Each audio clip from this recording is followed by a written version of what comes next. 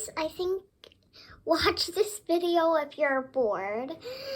So, I think I would tell you a story if you're bored. So, one time my best friend came over to my house and she was just playing with the slime on the ground. I think it's like,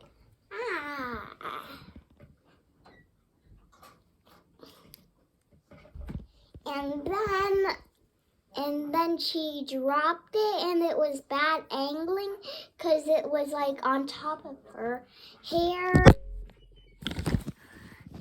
And then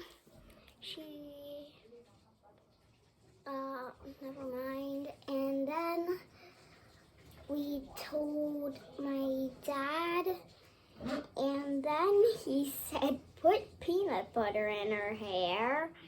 And then, and oil. And this works also for gum.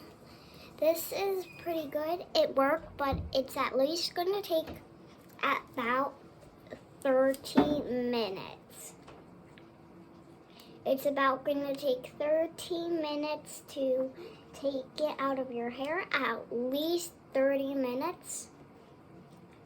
And then you'll have to comb it a bit.